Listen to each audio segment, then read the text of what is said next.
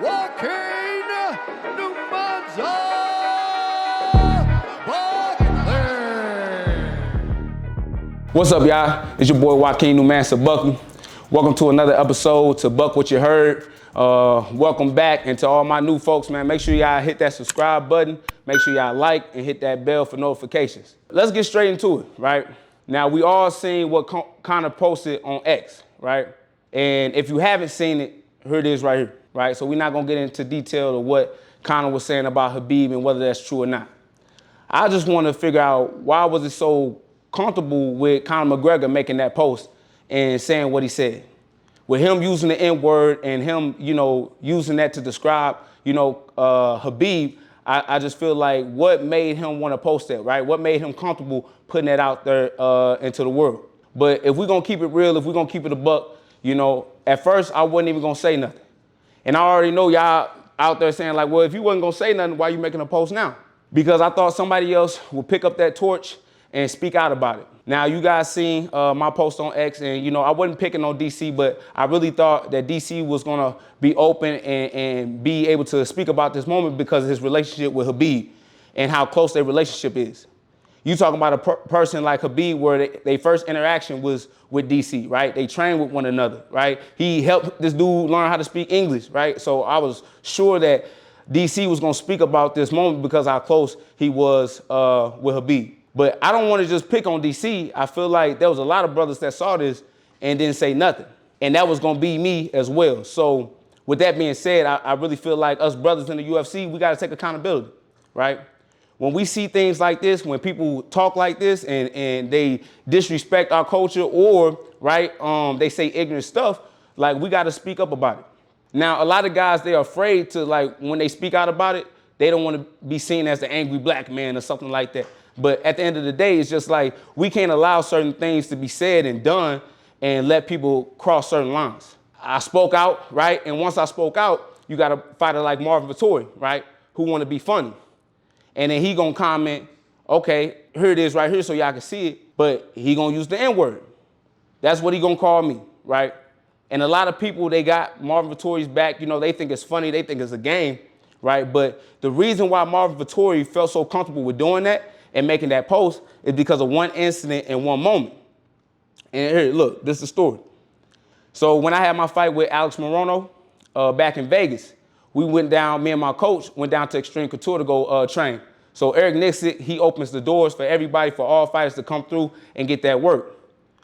So me, I'm trying to focus on getting my weight down, right? So me and my coach, we hitting mitts, we hitting the bag, right? We making it do what it do. Now there's other fighters in the room and in the gym, right? And they doing what they doing. They mind their business, I'm minding my business. I'm getting my weight down.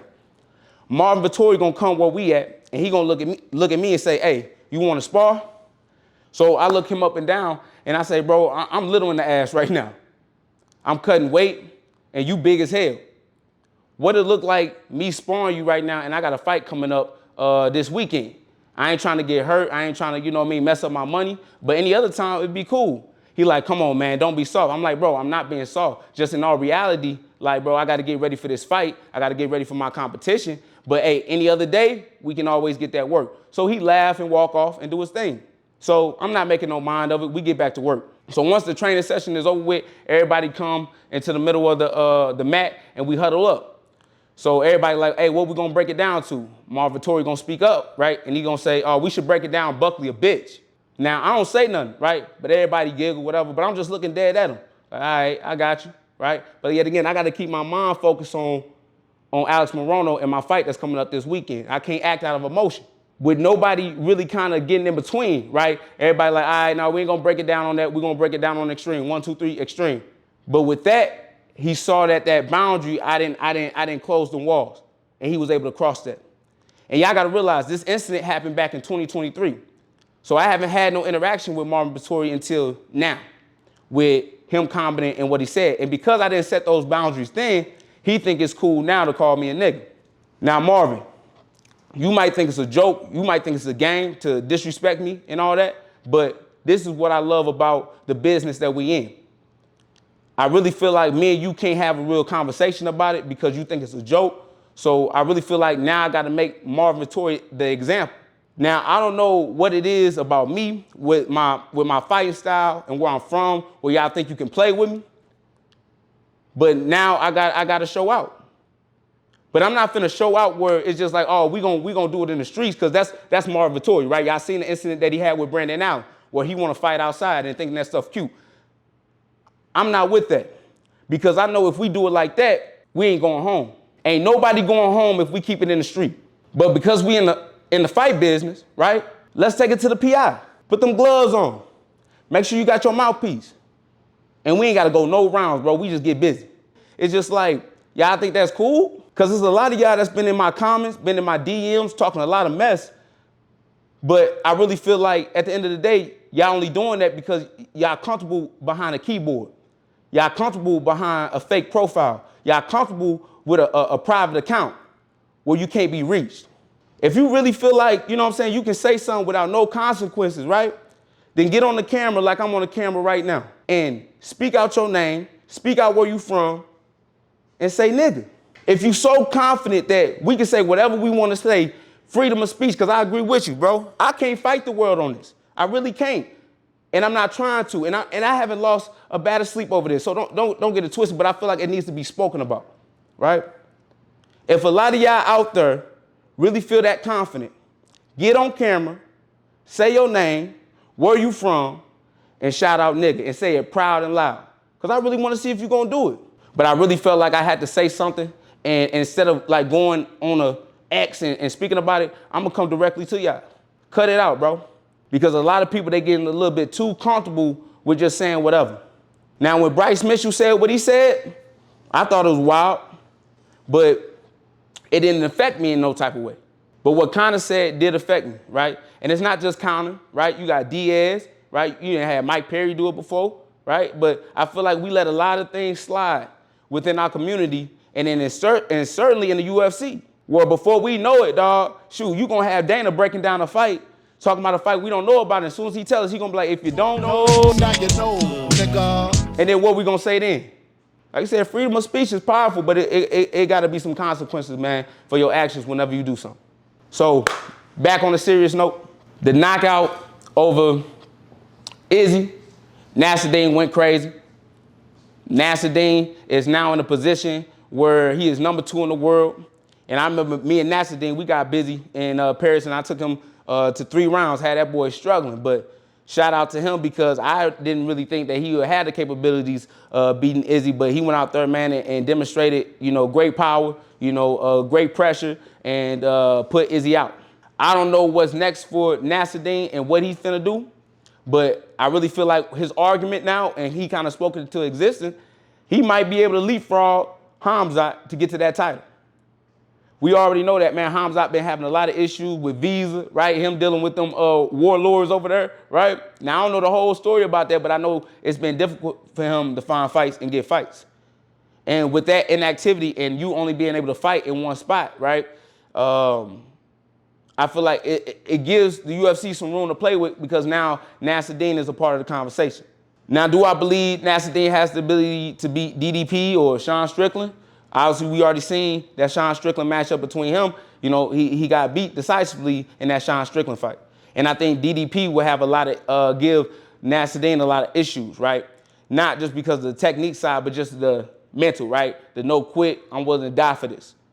Because I had that same attitude with Nasruddin, and I was starting to break him. But now you got somebody just like DDP with the same mentality as me, right?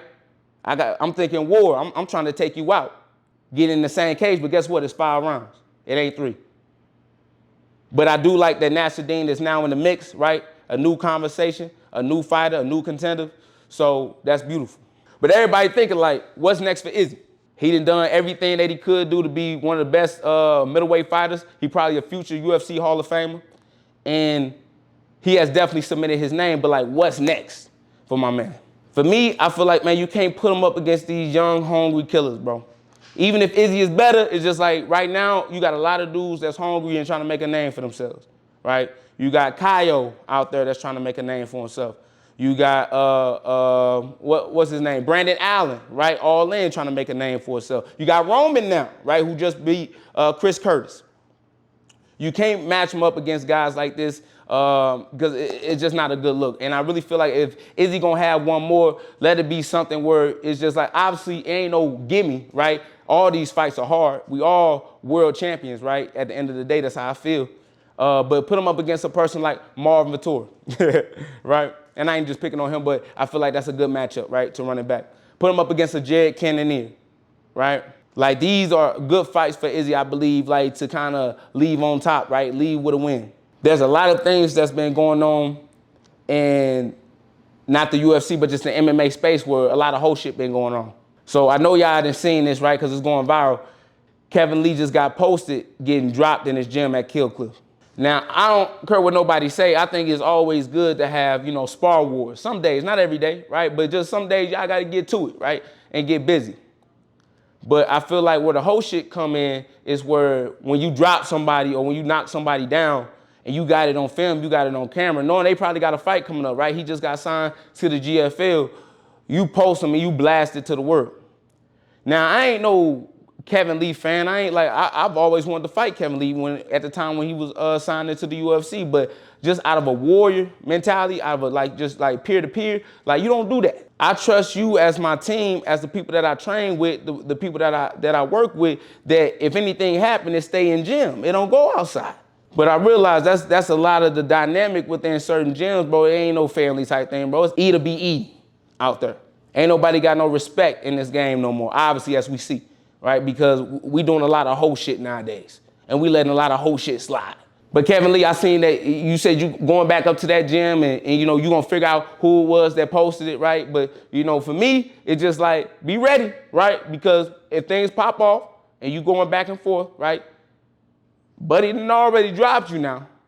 I feel like you need to get your brother and let him help you out. Because we ain't trying to go viral for the wrong thing again. But a lot of people that's in that gym, it's just like, how y'all gonna let stuff like that slide? Y'all already knew whoever had that video footage, you should have told them, like, hey, we can keep this in gym, you can keep it in your own little catalog, but don't post it. That should have been Robbie Lawler on the jump. Like, hey, bro, don't post that. But they didn't do that. They put Kevin Lee on blast. And now that might even affect whatever little situation he got on with the GFL and trying to come back and fight Tony Ferguson. So now you messing with dude money. I know y'all already seen it. Sean Strickland, Michael Bisping going at it, right? And to me, it was playful, right? You can see the energy, you can see the tension, right? But I think it was very playful at the end of the day, right? So they didn't cross no lines. But I feel like at the end of the day, I really feel like there's a lot of guys in the old school that really feel like they can still keep up with the new school guys, like I said. No matter how serious it might get, no matter if we joking or if we trying to really get down, I just feel like in my heart that the old school, bro, like y'all old school for a reason, man. Y'all retired for a reason, bro. Like, stay retired.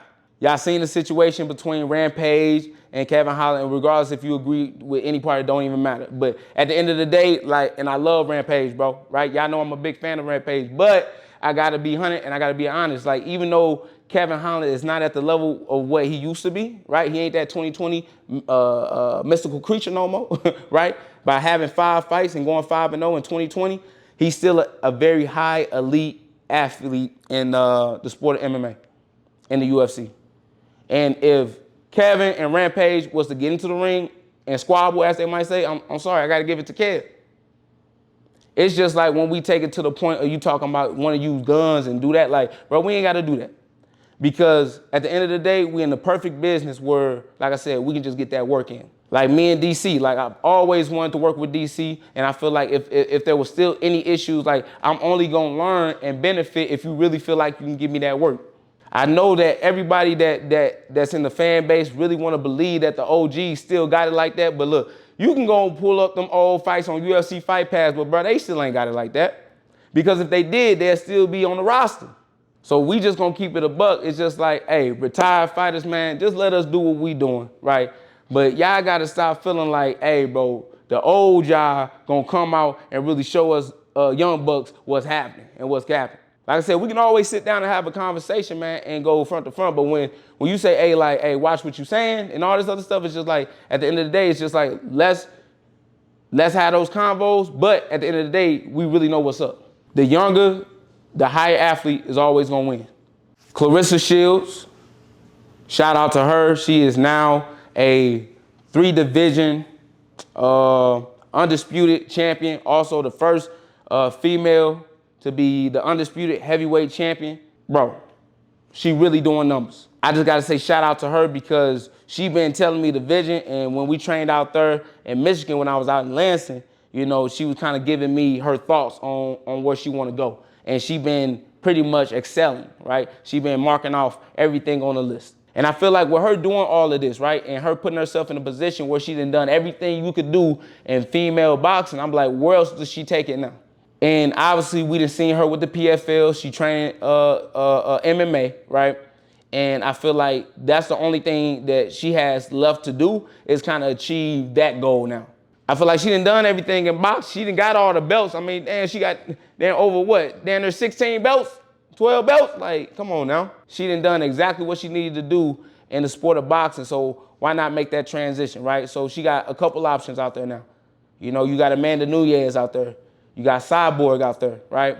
You got a lot of good names for her to fight to really put her in position. But I feel like right now, she has to still build up her discipline in MMA, her style, her techniques, right? Clean up a couple things. The ground game is something that she still has to work on and develop. But with her mindset and her work ethic, I already know that she's gonna be able to get it down. But I'm really excited for her next move, what she gonna do, man. I'm definitely watching, man. So shout out to her, man. Make sure you guys go check out her movie, The Fire Inside, man, and watch that because she got a powerful story. A story that will inspire a lot of people, a lot of young girls, not only just black girls, but a lot of girls that's, you know, in the world, right? To always hunt down after your dreams, you know, and especially when people don't believe in you, right? It don't matter about who don't believe in you. As long as you believe in yourself, you can always achieve great things. So shout out to Claressa Shields. Girl, keep going, keep moving. If you ever need any help, holla at your boy. You got my number. Y'all already know, y'all see my Brick Brothers shirt on right now.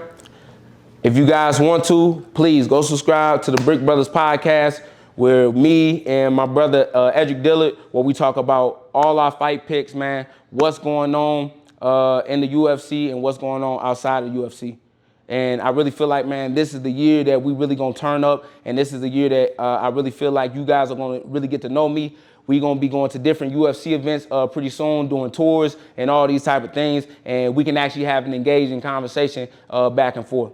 So this is my biggest opportunity, man, to kind of sit back and look at how the game is shifted, right? Because the only person that we waiting on is Kamaru Usman, right? And if Kamaru Usman don't want that smoke, we're gonna go ahead and get Bellow up out of here, because I don't think Shycock gonna get it done. I'm gonna just keep it a buck, right? But yeah, just going back to the topic, right? Make sure that y'all go follow the Brick Brothers podcast, man. Go show us love, man, and watch out, bro, because this year we turning up, man. So see y'all real soon.